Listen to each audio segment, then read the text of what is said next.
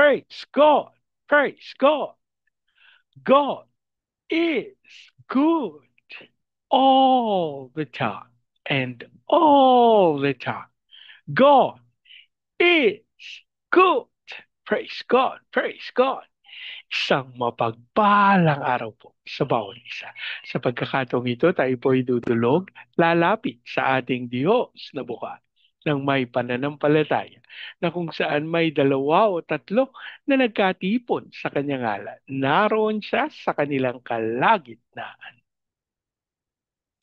Sa araw na ito, tayo po idudulog sa Panginoon sa ngalan ng bayan ng Kalilangan sa probinsya ng Bukidnon. Ating hihilingin na maitatag ang altar ng ating manunubos sa bayan ng Kalilangan.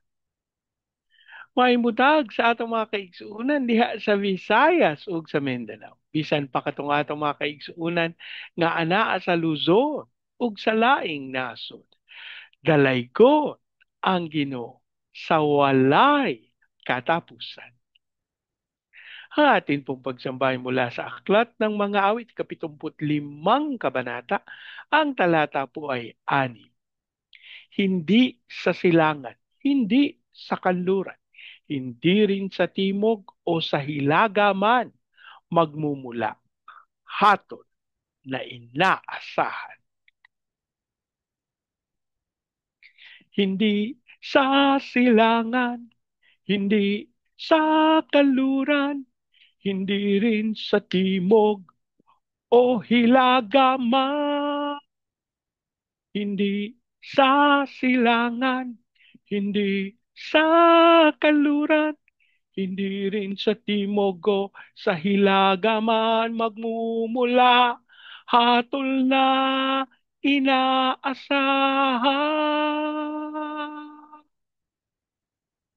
Ama naming Diyos na makapangyarihan sa lahat, kami po'y nagpapasalamat sa pagkakataon na minsan pang makadulog at makalapit sa iyong banal na harapan. Ama, kami po'y nagpapakumbaba, umihingi ng tawad sa lahat naming pagkakasala at ang aming panalangin, ang banal na dugo ng aming Panginoong Isus ang siyang maglinis at pumawi sa lahat naming karumihan. At sa oras na ito, amin ding idinudulog sa iyo ang bayan ng Kalilangan sa probinsya ng Bukidnon. Ang aming panalangin ng lahat ng altar at lahat ng kasunduan na ginawa sa mga ito nang hindi ayon sa pangalan ng aming manunubos ay mapawalang bisa sa pangalan ni Jesus. At ang aming hiling Panginoon, sa pangunguna ng inyong Santong Espiritu, maitatag ang altar ng aming Panginoong Heso Kristo sa bayan ng Kalilangan. Maraming salamat ang aming pag-asa. Tinugon nyo at tinanggap namin ang aming panalangin sa pangalan ng aming Panginoong Yesus. Amen. Amen. Amen. Amen. Amen. Amen. Amen. Praise God. Praise God.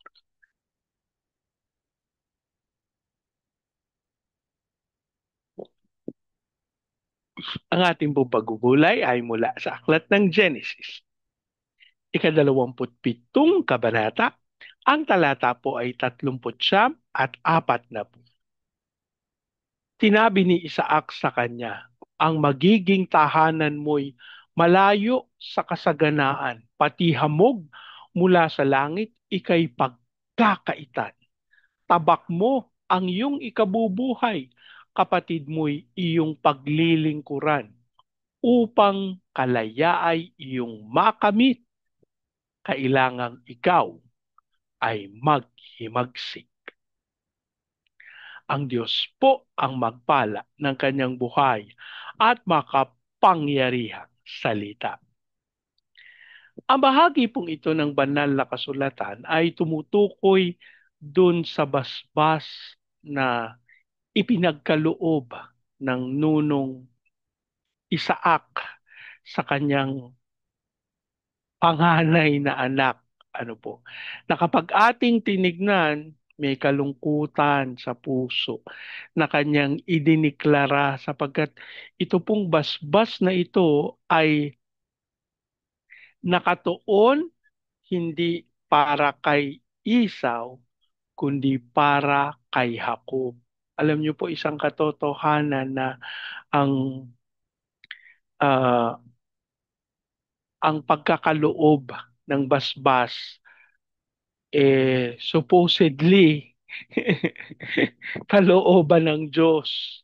Ano po? At syempre, hindi ka pwedeng magsalita ng hindi ayon sa nais ng Panginoon. Kung magdideklara ka ng basbas, kung ano ang sinasabi ng Panginoon. Okay? Pero, ano ba naman yung basbas na sinabi niya? Magiging tahanan mo'y malayo sa kasaganaan. Alam niyo po, ang basbas hindi, although ito po sinasalita ng magulang, ito po ay nagmumula sa Panginoon. Ano? At hindi nagkakamali ang Diyos sa pinatutunguhan ng basbas. Kaya malungkot man ang nunong Isaac, wala siyang magawa kasi ito talaga yung basbas na marapat na tanggapin ng kanyang anak. Ano po? At sa kanyang kalungkutan, sabi niya nga, dapat sana hindi ito sa iyo, pero wala naman ako magawa kasi ito talaga yung basbas na nakaukol para sa iyo. Alam niyo po, ang sabi ng banal na kasulatan sa Genesis chapter 36 verse 8, si Esau po ay nanirahan sa Seir. Ano po? Ah, kasi iniisip niya na yun nga, sabi ng Genesis chapter 36 verse 6, nagibang bayan si Esau kasama ang kanyang mga asawa, mga anak, mga tauhan, pati ang mga hayop at lahat ng ari-arian ay kanyang dinala. Iniwan niya si Jacob sa Kanaan sapagkat ang lupaing ito hindi na sapat sa kanilang mga kawan. Sa Seir na nirahan si si Esau. Ano po? Alam nyo, medyo malungkot na pangyayari. Pero sa katotohanan, kapag tinignan natin, ang Seir po isang lugar na disyerto. Ano po? Yung kanya pong lugar na kinalalagyan, mabundok po siya, no? Pero dahil nga doon sa lugar kung nasaan siya, medyo sabi nga ng Panginoon, hindi marami yung blessing. Ano po, na kapag tinignan nyo yung picture, kung nasaan tong Seir, makikita nyo po mabundok, puro lupa, mabundok, pero wala po kayong makikitang mga halaman. Ano po, ang sabi ni Nunong Isaac, magiging tahanan mo'y malayo sa kasaganaan, pati hamog sa langit, ika'y pagkakaitan. Ayun po, no? Isang nakalulungkot na katotohanan na nagkaroon ng katuparan nung si ah, Isaw ay sa lumayo sa kanyang ama.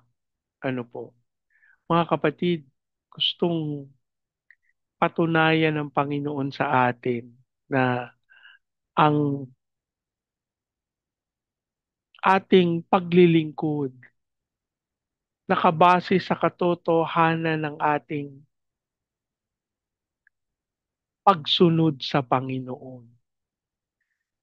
At kung tayo ay hindi gaganap nung kalooban ng Diyos, paano tayo makakaasa na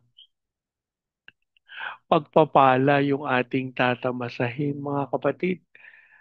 Dapat nating maunawa na higit sa lahat sa ating pagganap ng kalooban ng Panginoon, napakahalaga na naiintindihan natin ano ba yung gusto ng Diyos para sa atin. Ano po? So, sa ganitong paraan, yun po yung sinasabi ko na huwag nating baliwalain na ganapin kung ano yung sinasabi ng Diyos. Ano ba yung iniuutos ng Panginoon para sa atin na sundin, na ganapin. Kasi kapag hindi, alam niyo po yung lugar kung saan tayo matutungo, mamamangha tayo. No?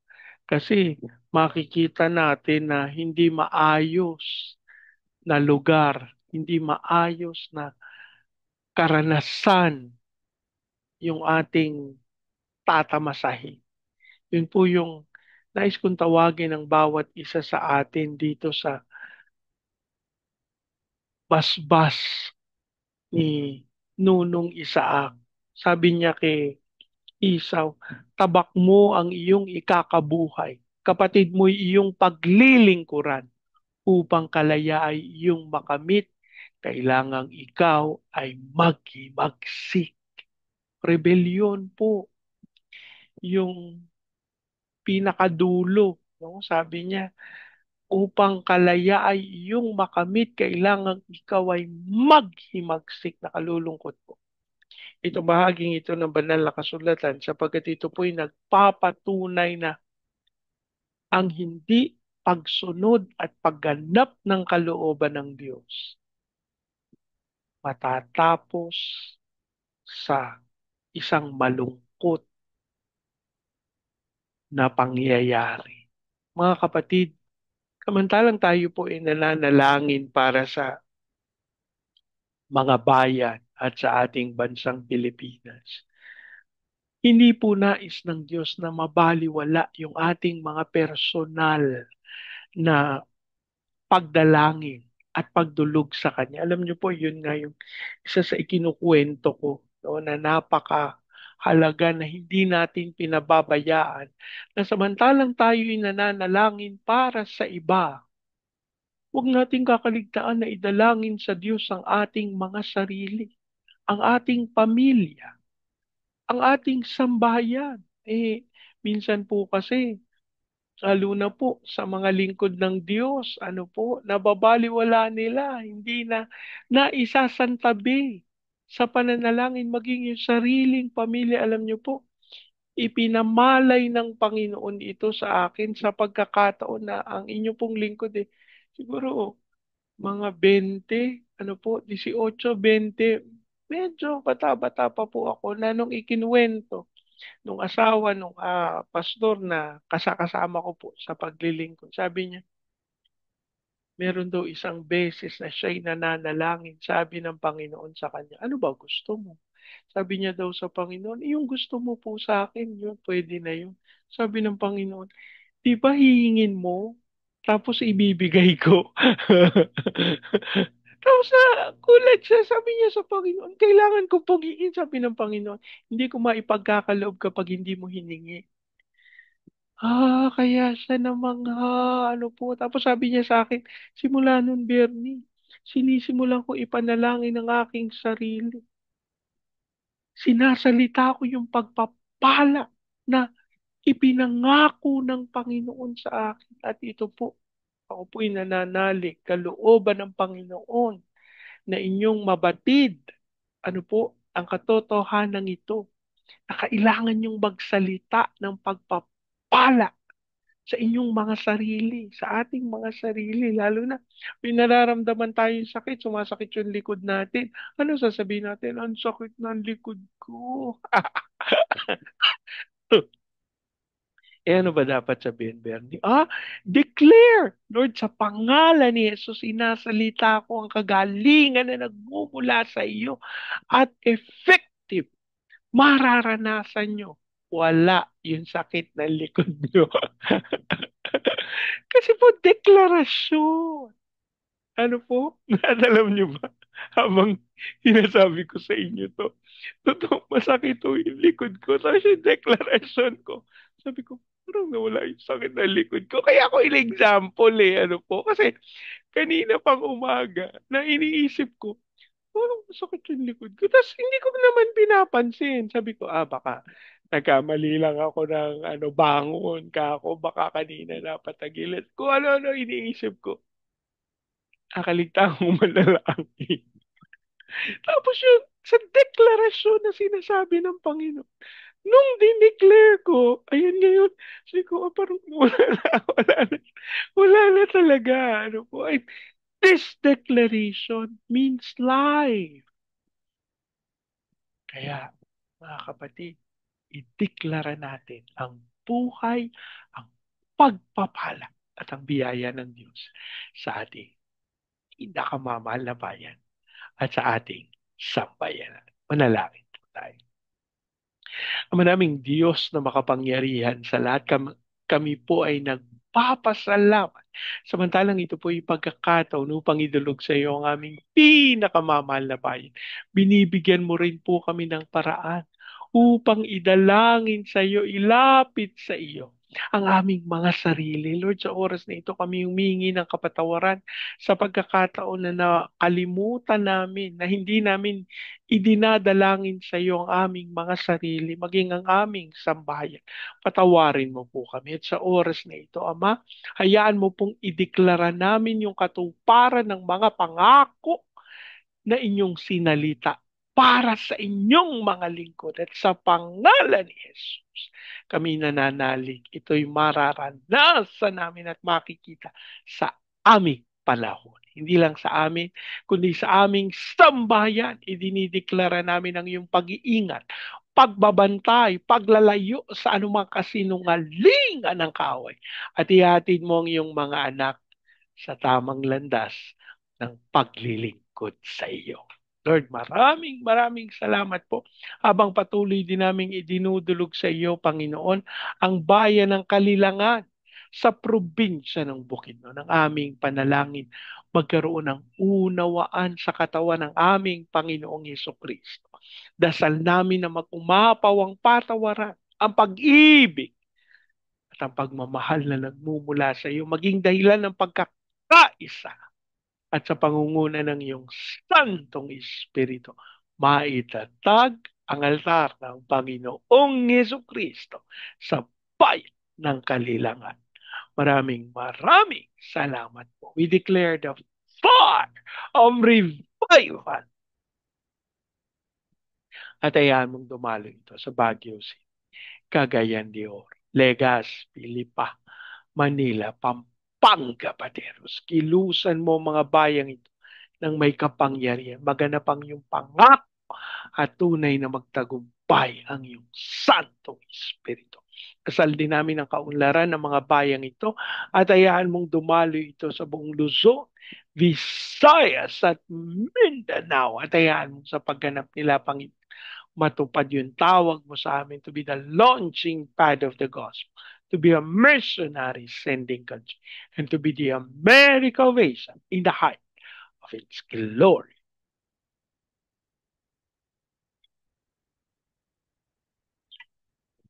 Dasal din po namin sa iyo, Panginoon, ang pagpapala mo sa aming President Marcos, Vice President Duterte, sa Senado, Kongreso, judiciary, military, police, local government. We declare the fear of the Lord na maghari sa aming gobyerno. Samantalang idinudulog namin sila sa iyo, kami nananalig ng aming pagpapala. Ikaw ang magkakaloob. That's why we're asking of you na kilalanin kanila bilang Diyos at tagapagligtas. We also pray sa aming mga training agencies katulad ng May Life, Asian Center for Missions, Elijah House Philippines, Church Renewal Asia Pacific International Institute Studies. Ikaw pong magkaloob ng lahat ng pangangailangan ng mga ministeryong ito para maganap nilang dakilang kalooban mo. As we also pray sa aming mga misyonero sa iba't ibang panig ng daigdig, ikaw pong gumabay at magkaloob ng iyong pagsama at pangunguna sa kanila. As we also pray sa aming mga OFWs na tinawag mo bilang overseas Filipino witnesses. Dasal namin ang iyong pangunguna at pagkakaloob ng kapangyarihan na maipahayag ang iyong salita sa mga bansang iyong pinagdalahan sa kanila. As we also pray, Panginoon, sa mga bansa na aming tutunguhin upang manalangin, dumulog at lumapit sa iyo. Lord, we pray for Vietnam, Cambodia, Myanmar, Laos, Thailand, Singapore, Malaysia, Indonesia at Brunei. Dasal namin ang pagdaloy ng iyong spirito kapangyarihan upang tunay maganap ang iyong dakilang kalooban sa mga bansang ito. Dasal din po namin, Panginoon, ang iyong pangunguna sa mga bansa na itinalaga mo para sa iyong kapangyarihan. We declare the fire of revival sa Amerika, Brazil, South Korea, at Russia as we speak peace over Israel. Maraming salamat. Inaangkin namin, tinugon nyo, tinanggap namin ang aming panalangin sa pangalan ng aming Panginoong Yesus.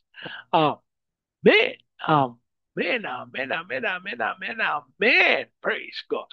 Praise God. Sa pagkakataong ito, hayaan niyo pong salitain ko ang basbas ng Panginoon sa inyo at sa inyong sambahayan. I declare the everlasting love of the Father. I declare the unending blessings of the Son. I declare the sweet, sweet, sweet fellowship of the Holy Spirit now and forever. I declare this new house and lot with parking, with a new vehicle, and with a flourishing business in Jesus' name. Amen. Amen. Amen. Amen. Amen. Amen. Amen. Amen. Praise God. Praise God. Hanggang sa susunod po, sama-sama nating ideklara, God bless the Philippines. Big. And so we declare to God be all the glory in Jesus' name. Amen. Amen. Amen. Amen. Amen. Amen. Amen. Amen. Praise God. Praise God.